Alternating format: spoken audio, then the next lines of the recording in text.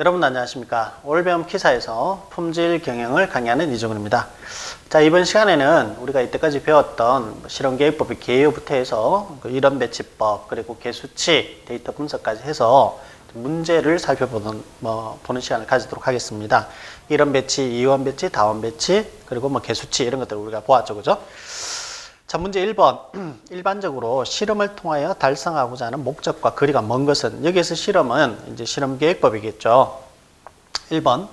어떤 요인을 이상 원인과 우연 원인으로 분류한다 이렇게 되어 있는데, 여러분들 이제 관리도 배운 시간이 좀 지났습니다. 그죠? 이 관리도의 가장 큰 목적이 뭐냐면 이상 원인과 우연 원인을 우리가 파악하고, 우연 원인은 어쩔 수 없어요. 우연 원인은 이거는 고칠 수도 없고 발견할 수도 없고 원인을 알아낼 수 없습니다. 우연 원인이다 정도만 알아내죠. 하지만 이상 원인은 우리가 관리도에 의해서 관리를 하고, 또 다음에 이상 원인은 어떻게 바로 조처를 하는 그런 그런 어떤 조처를 하기 위해서 이제 필요한 그런 것들이 이제 관리도죠. 그래서 1번이 틀린 겁니다. 관리도의 목적이죠. 그다음 2번 별량인자에 대한 설명으로 옳지 않은 것은, 자, 별량인자와 이제 모수인자가 있었는데, 다시 한 번 더 여러분들이 정리를 하자면 1번 같은 경우 주효과의 기대값은 제로이다 이렇게 되어 있는데, 모수인자는 기준이 있죠. 모수인자는 딱 정해져 있어요. 딱 정해져 있습니다. 그래서 어떤 기준을 통해서 딱 정해져 있는 값들이기 때문에 다 더하면 제로입니다. 모수인자들끼리, 그러니까 A1, A2, A3까지 있으면 A1, A2, A3를 다 더하면 제로가 되는데, 비해서 별량인자를 B로 했을 경우, 걔네들은 다 더해봤자 0이 안 됩니다. 0이 안 되죠. 그래서 얘는 더하면 0이 되기 때문에 결국 평균도 0이 되죠. 평균도. 모수인자는. 별량인자는 다 더하면 0이 안 되기 때문에 결국 평균, 즉 B바가 되겠죠. 그죠? B바도 0이 되지 않는다 이런 이야기입니다. 그런 것들이 중요하고, 그 다음에 기대치 있죠. 기대치는, 자, 모수인자의 기대치, 즉 EIJ, AI의 기대치는 AI 그 자체가 되죠. 모수인자는 어떤 값을 가지고 있으니까. 근데 별량인자는 이놈들이 어떤 근본이 없는 놈들이야. 그래서 BJ의 기대치 expectation은 없습니다. 그죠? 제로가 되는 것이죠. 자, 그런 것들이 중요하고, 그 대신 이 모수인자의 variation, 즉 분산, AI의 분산은 어떻습니까? 흩어짐이 없죠. 얘네들은. 그죠? 딱 기준이 있으니까 제로인데, 별량인자인 이 BJ라고 할까요? 이 BJ는 분산이 있죠. 시그마 B의 제곱으로 분산이 있다는 것입니다. 이것이 이제 정리된 것이 우리 책에 지금 인자의 성질 비교에서 나오고 있다는 것입니다. 그죠? 그런 것들이 중요하고, 그 다음에 다시 넘어와서 별량인자에 대한 설명을 옳지 않은 것은, 주효과의 기대값은 제로이다. 별량인자다.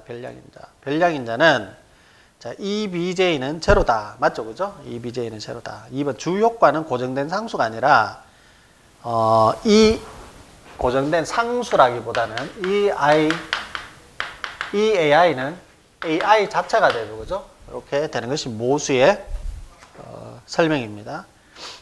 얼핏 읽으면 상수다 이렇게 하면 맞을 것 같은데, 이 모수 자체가 나타내는 기대치는 AI 자체, AI만의 A1, A2, A3, 강호동, 유재석 딱 정해져 있기 때문에 이걸 상수라고 보기는 힘들죠. 그죠? 모수죠. 파라메타입니다. 파라메타. 상수라고 보기보다는 파라메타죠. 3번 오차 EIJ의 성질로 옳지 않은 것은, 자, 이거 오차도 우리가 성질이 있었죠. 그죠? 성질. EIJ는, 자, EIJ가 된다. 이렇게 되어 있는데, 앞쪽에 여러분들 방금 봤던 모수인자, 별량인자의 표 바로 뒤에 보면 오차의 특성이 있어요. 정규성, 불편성, 독립성, 등 분산성 내지는 최소 분산성이라고 해서 나오고, 이 불편성에서는 불편성에 대한 내용인데, 자, 이게 편기가 없다. 오차는 이러한 특성이라기보다 가정이죠. 오차항의 가정입니다. 자, 불편성, 편기가 없다 이렇게 이제 생각하는 거거든요. 편기가 없다 이렇게 됩니다. 그래서 EIJ는 EIJ 자체가 아니라 제로로 보는 겁니다. 제로. 불편성. 자, 그 다음에 4번 기술적으로 의미가 있는 수준을 갖고 있으나 실험 후에 최적 수준을 선택하는 것이 무의미한 것은, 자, 실험 후에 최적 수준을 선택하는 것이 의미가 있다, 의미가 없다 이렇게 되는데, 자, 실험 후에 최적 수준을 선택하는 것은 의미가 없어요. 자, 이런 거, 자, 기술인자, 우리가 앞에 보면 인자 자체가 기술인자, 그 다음에 뭐가 있었죠? 자, 앞에 보시면은 자, 모수인자와 별량인자로 나누고, 모수인자의 제어인자, 표시인자, 신호인자, 별량인자의 블록인자와 보조인자가 있었거든요. 제어인자는 최고 좋은 수준을 선택하기 위해서 취해지는 인자. 그러니까 우리가 뭡니까? 그 강호동, 유재석이 이렇게 배치했을 때 누가 가장 좋을까? 누가 만든 게 가장 좋을까? 또는 이원 배치에서는 강호동이 뭐 철로 만들었을 때 가장 좋다. 이렇게 딱 정해지는 경우, 그걸 우리가 추정할 때까지도 필요한 경우가 제어인자가 되고요. 표시인자 같은 경우는 기술적으로 그냥 의미는 있으나 나중에 최적 수준을 선택하는 게 의미가 없는 인자 자체를 표시인자라고 우리가 앞에 적어 놓았어요. 그죠? 그래서 이게 이제 답이 이제 표시인자가 되고요. 신호인자는 닭구찌에서 입력 신호를 말한다고 그랬고요. 별량인자는 블록인자와 보조인자로 나누는데, 블록인자는 실험의 그냥 정밀도를 높일 목적이다, 이 말이 들어가면은 블록인자가 되죠. 그죠? 그래서 앞에 본론의 내용을 저도 잠시 이제 펴서 여러분들하고 같이 보는 건데, 그 본론 자체를 이렇게 생각이 안 나면, 문제를 풀다가 생각이 안 나면 본론을 여러분들이 한 번씩 되씹어서 다시 돌려보셔야 됩니다. 그래야지 책이 이제 요때는 왔다 갔다 하면서 어떻게 되냐면, 책이 좀 이제 더러워진다 그러나요?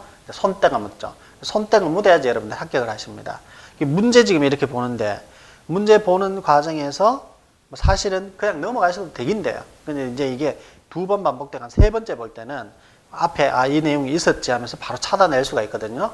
지금은 여러분들이 바로 또 찾기에도 시간이 또 걸릴 수 있어요. 앞에 어디 있었던 것 같은데 이렇게 찾아내는데도 시간이 걸립니다.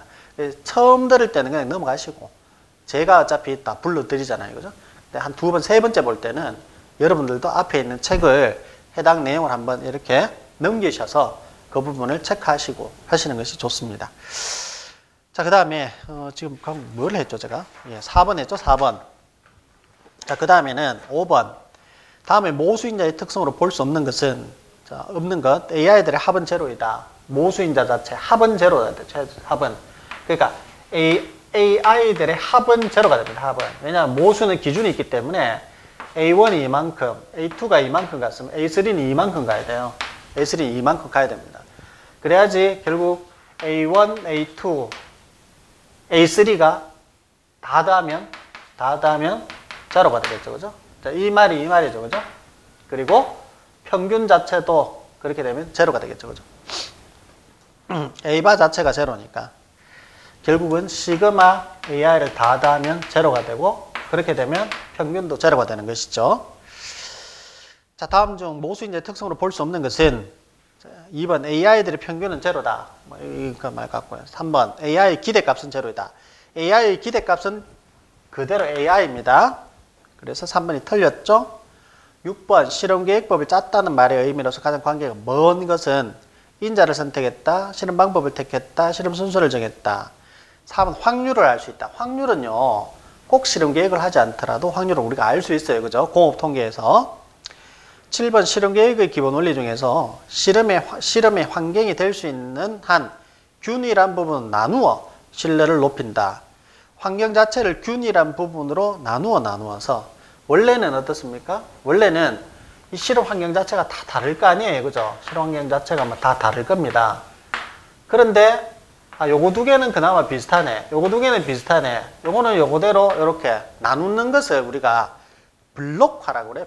블록으로 나눈 거죠. 그래서 이 블록으로 나누어서 이거 두 개는 비슷한 환경이죠.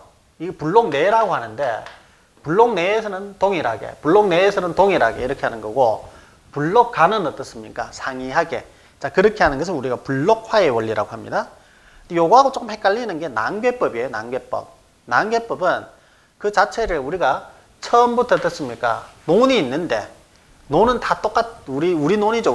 우리 논에서 이만큼 나누고 요만큼 나누고 이만큼 이렇게 나누어서 이 내에서 내가 조금 뭡니까? 상이하게 하는 거죠. 자, 여기에는 뭘 심어보고, 여기는 뭘 심어보고, 여기는 뭘 심어보고, 여기도 마찬가지. 이런 식으로 하는 겁니다.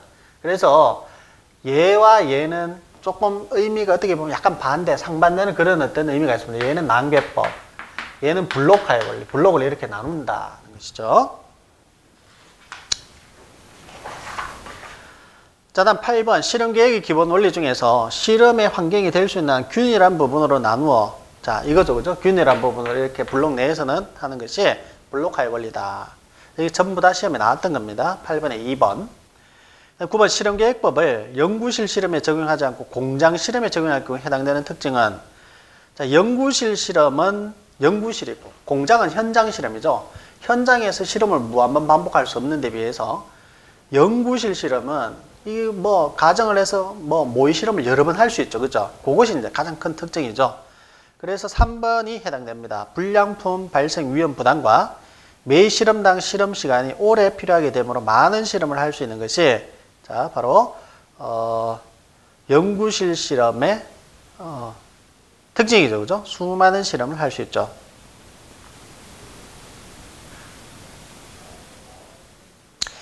자, 3번 없다 이렇게 되어 있으니까, 그죠? 자, 10번 일반적으로는 오차 2ij는 정규 분포를 따른다. 확률된 것이라고 가정한다. 오차의 특징이네요. 이 가정이 의미하는 것은 최소 분산성의 법칙 또는 등분산의 법칙이라고 합니다. 조금 전에 앞에 문제에서 한번 봤고요. 11번 실험의 효율을 높이기 위해서 취하는 행동 중에서 가장 관계가 먼 것은, 자, 1번 오차의 자유도를 가급적 작게 한다 이렇게 되어 있는데, 오차의 자유도, 뭐 예를 들어서 이런 배치법만 한번 생각하더라도 오차 이렇게 되어 있고 오차의 자유도가 있잖아요. 자유도뿐만 아니라 S가 있겠죠. S가 있고 U가 있겠죠. 그죠? 자, 이 오차의 자유도를 작게 한다, 크게 한다가 차이가 있는데, 자, 뒤에 보면 이제 V가 있겠죠. V. 자, 이것이 이제 VA가 되겠고, 이게 VE가 되겠죠. V가 되겠죠. 그 다음에 이제 F5 통계값이 있는데, 이 통계값이 커지면 검출력이 좋아지죠. 그래서 F 분포 값에서 기준값이 바로 우리 표값, F 표값에 해당하는 것이고, 이 표값을 기준으로 해서 F5 값이 커지면 H1이 채택되어서 검출력이 좋아집니다. 얘가 커지려면 이렇게 나누는, 얘는 어떻게 되어야 됩니까? 얘는 작아져야 되겠죠. 작아져야 돼요. 얘는 작아지려면, 자, SE가 있고 얘는 어떻게 되죠? 이렇게 나누는 거죠. 그죠? 얘가 작아지려면 얘는 커져야 되겠죠. 커져야지 결국 SE 나누기 요 놈을 나누면 요 놈이 작아지고, 요 놈이 작아지면 VA 나누기 VE 요 놈이 커지겠죠. 요 놈이 커져야 결국 검출력이 좋아지는 거니까 결국 누이는 커져야 된다. 오차의 자유도는 가급적 커져야 된다. 이렇게 되는 겁니다. 12번 인수와 인자 수준의 선택에 관한 설명으로 가장 잘못된 것은, 자, 딴 거는 맞고. 4번 실제로 적용이 불가능한 인자의 수준도 흥미 영역에 포함한다. 실제로 적용이 불가능한데 우리를 실험에 이거 배치해서 할 필요는 없다는 것이죠. 그래서 4번이고요. 13번 분산 분석에 의한 검증에서 0과 설이 다음과 같다. A 및 B에 대한 내용 중에서 가장 올바른 것은 이렇게 되어 있고, 자, 이거 한번 보시죠. 예를 들어서 요거에서 지금 1% 유의 수준, 1% 유의 수준과 5% 유의 수준이 있는데, 자, 요것이 1%고 요것이 5%입니다. 1% 유의 수준은 요것이 1%라는 이야기고요. 5%는 더 큰 영역을 차지하죠. 유의 수준 알파를 뜻하잖아요. 그죠? 그래서 우리가 실험계획법에서는 한쪽 검증을 사용하게 되는데, 요것이 이제 1%, 요까지 가면은 이제 5%죠. 예를 들어서 내가 여기에 지금 통계량 F5 값이 타점이 되었어. 그럼 1% 유의하면 5% 당연하게 유의한 겁니다. 유의하다는 이야기는 H1이 채택됐다는 이야기죠. 이제 여기 타점이 되었어. 여기 타점이 되었으면 5%에서는 유의하고 1%는 유의하지 않을 수도 있습니다. 여기 타점이 되었어. 그럼 5% 유의하지 않는 놈은 1%에서도 유의하지 않다 이렇게 되는 거죠. 그죠? 자, 그림 한번 그려보면 모든 것이 해결됩니다. 이것은. 그래서 답은 13번이 1번입니다. 14번 실험계획법을 조건별로 분류한 것으로 옳지 않은 것은, 자, 실험의 장 블록에 따른 분류인데 라틴 반격법 우리 아이들 배운 것도 아니야. 직교당식인데 이 직교당식 때문에 틀린 거예요. 자, 어쨌든 14번에 1번이다 해놔놓고 나머지 한번 읽어보시고, 실험의 랜덤화에 따른 분류, 완전 랜덤화, 부분 랜덤화, 인자의 구조 모형의 분류, 모수 모형, 변량 모형, 혼합 모형 맞고, 인자의 수에 대한 거, 1원 배치, 2원 배치, 4원 배치, 다원 배치, 뭐 4원 배치 이상을 다원 배치라고 합니다만은 이런 것들 맞죠. 그런데 1번은 우리가 아직도 배우지도 않았고, 하여튼 2, 3, 4번이 다 맞기 때문에 우리가 1번을 답으로 하는 겁니다. 15번 다음은 실험 계획 시 실험에 직접 되는 원인인 여러 가지 종류의 인자이다. 이 중에서 실험에 직접 취급되는 인자로 적용하기 어려운 것은 이렇게 되어 있죠. 자, 2번에 실험의 목적을 달성하기 위하여 이와 직결된 실험의 반응치 이렇게 되어 있는데 반응치에 박스를 치시고 반응치 이것도 문제 여러 번 나왔습니다. 자, 반응치가 있고 인자가 있습니다. 밑에 해설이 잘 되어 있는데요. X가 있고 Y가 있어요. X는 독립변수고 Y는 거기에 따른 종속, 즉 반응치입니다. 반응치. X가 얼마만큼 변화에 따라서 Y가 거기에 영향을 받는 종속되는 것이죠. 그죠? 자, 이것을 우리가 반응치 또는 종속치, 특성치 이렇게 하고 얘를 우리가 팩터라고 합니다. 팩터. 인자죠. 인자. 이런 인자에 대해서 얘가 변한다. 이런 이야기입니다. 그래서 반응치는 인자로 취급하지 않는다는 것입니다. 16번 인자의 수준과 수준수를 택하는 방법으로 가장 거리가 먼 것은 3번 특성치가 명확하게 나쁘게 되리라고 예상되는 인자의 수준은 흥미형에 포함한다. 얼핏 읽으면 맞는 것 같은데 실험계획법에서는 우리가 제가 얘기를 드렸죠. 강호동이 철로 만들었을 때 가장 좋은 강도 이처럼 좋은 것을 많이 넣습니다. 좋은 것. 특성치가 명확히 좋아지리라고 예상되는 것을 흥미형에 포함합니다. 17번 공장 실험에서 실험을 통해서 자, 최량의 수준, 결국 최적의 수준을 선정하는 것을 목적으로 하며 그래서 우리 한글이 어렵죠. 최량, 최적 같은 말입니다. 최량의 양자는 뭐 양품, 부적합 할 때 그런 이야기죠. 그죠? 양품, 불량품 할 때 그 량자입니다. 보통 몇 개의 수준이 형성되는 인자가 있다. 이 인자를 무엇이라고 하는가 되어 있는데 자, 최량의 수준을 선정하는 목적 제가 바로 앞에서 읽어드렸고 불러드렸죠. 제어인자입니다. 제어인자 1번입니다. 자, 18번 실험 횟수를 늘리지 않고 실험 전체를 몇 개의 블록으로 나눈다. 여기까지는 블록합니다. 실험 전체 몇 개를 블록으로 나눈다는 것은 이 블록화 같아요. 뒤에 가시죠. 동일한 환경 내의 실험 횟수를 적게 한 매치법은 이렇게 되어 있죠. 그래서 블록으로 나누어 놓고 블록으로 이렇게 나누는 것은 얘나 비슷한데 동일 환경 내에서 실험 횟수를 적게 했다 되어 있죠. 이것도 동일 환경 내고 이것도 동일 환경 내인데 실험 횟수를 적게 한 것은 난개법입니다. 실험 횟수를 적게 한 것은 난개법입니다. 1모수 1별량, 그죠? 2원 배치법이죠. 반복이 없는입니다. 반복이 없는. 얘는 블록화를 하더라도 반복을 해요. 얘는 반복이 없습니다. 그래서 실험 횟수를 적게 한 배치법이고 여기에서 좀 더 나아가서 문제가 된다면 그래서 제가 블록화하고 난개법을 같이 말씀드리잖아요. 난개법은 이 안에서는 동일하게 하지 않습니다. 얘는 동질하죠. 동질. 그죠? 블록 내에서는 동일하게 하는데 얘는 블록 내에서 어떻게 하냐면 얘는 여기 이런 것을 심어보고 얘는 이런 것을 파종해보고 얘는 이런 것을 파종해보고 합니다. 그래서 농사법에서 처음 태어났고 난개법은요. 블록 내에서는 어떻게 랜덤하다. 랜덤. 그 표현을 쓰죠. 랜덤. 블록 내에서는 랜덤하게 실험을 하고 실험 자체도 많이 하진 않습니다. 많이 하진 않아요. 자, 그래서 18번은 자, 요거는 교락법을 뜻합니다. 교락법. 그다음에 19번은 뭐 그 앞에 나왔던 1번하고 문제하고 같으니까 19번 1번 답 체크하시고 넘어가고요. 20번 제품의 강도를 높이기 위해 열처리 온도를 인자로 설정하여 300도씨, 350도씨, 400도씨에서 실험을 실시했다. 다음 설명 중에서 옳지 않은 것은 자, 온도가 딱 정해져 있어요. 300, 350, 400 딱 정해져 있죠. 모수인자죠. 그럼 수준수는 3이고 그러면 자유도는 2가 되고 강도는 하나의 특성치가 되고 열처리 온도는 모수인자이다. 맞죠? 수준의 선택이 랜덤으로 이루어지는 것이 아니라 수준 실험이 딱 정해져 있으니까 이거는 고정화되어 있죠. 일종의 파라메터, 즉 모수인자를 뜻하죠. 그래서 4번에 틀린 겁니다. 21번 실험계획법에서 별량인자가 유의적일 경우 무엇을 추정하는 것이 가장 적절한가? 모수인자는 그 모수를 기준으로 해서 예를 들어서 강호동 이가 맞는 것이 가장 유의하다 하면 그럼 x i 도트 바 플러스 마이너스 t1 마이너스 2분의 알파 그죠? 그렇게 가고 누이분의 루트 그 다음에 남의 문자에서 r분의 v 이런 식으로 해서 추정하잖아요. 근데 별량인자는 이런 거 필요 없다.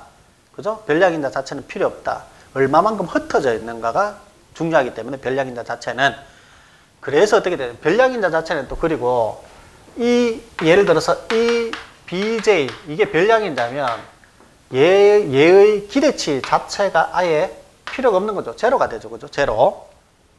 자, 제로가 되기 때문에 기대치 자체를 추정하는 것 자체가 의미가 없습니다. 그렇다면 뭐가 필요한 거죠? 즉 분산에 대한 기대치만 우리가 구하는 것이 의미가 있죠. 그래서 뭐 시그마 b의 뭐 제곱을 기대치 하는데 vb-v이고 이 남의 문자에서 l 뭐 이런 것들이 이제 여러분들이 눈에 보였죠. 그죠? 공식으로 나타내라면 이것이 이제 되겠죠. 그죠? 그래서 21번은 3번 모분산의 추정.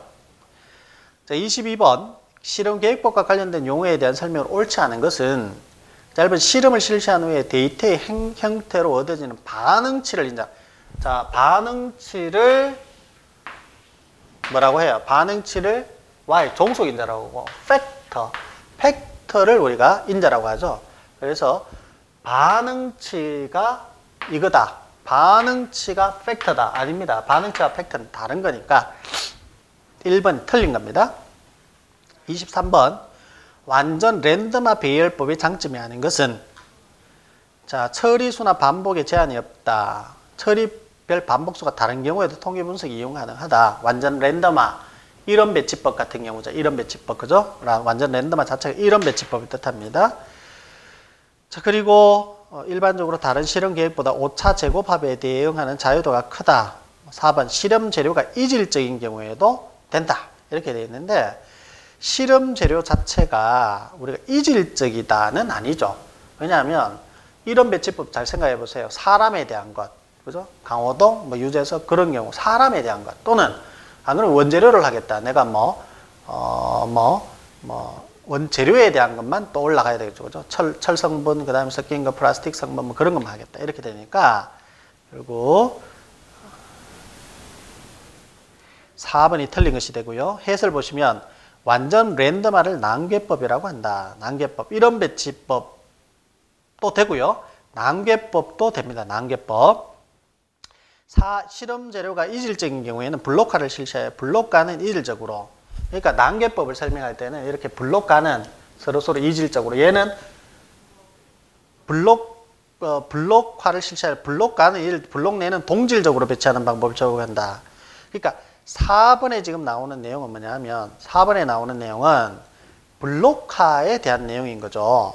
실험 재료가 이질적인 경우에도 효과적이다. 이렇게 되어 있는데 실험 재료가 이질적인 경우 자 블록화 같은 경우에는 블록화는 서로 이것은 어떻습니까? 서로가 이질적인 경우고 얘 같은 경우는 블록 단계법 자체는 다르죠. 그죠? 전체적으로 동일한 데서 출발해서 블록 내가 랜덤하죠. 블록 내가. 얘는 블록 간이 좀 랜덤하다, 이질적이다. 이렇게 되는 거죠. 그죠? 그래서 23번은 뭐 해설 자체가 아주 좋은 경우는 아닌데 약간 좀 다른 경우는 완전 랜덤화 배열법이라고 해서 자, 4번. 어쨌든 뭐 답은 여러분들이 충분하게 골라낼 수 있을 것 같습니다. 24번 수준의 선택이 랜덤으로 이루어져서 기술적인 의미를 갖지 못하는 것은 별량인자. 25번 실험의 정도를 올릴 목적으로 실험의 장을 청별하기 위해서 채택한 인자로 수준의 재현성도 없고 재인자와의 교작용도 의미가 없지만 실험값에 영향을 준다고 보여지는 것은 블록인자. 그래서 무슨 인자 이런 것들이 이제 많이 나온다 그랬죠. 제가. 그죠?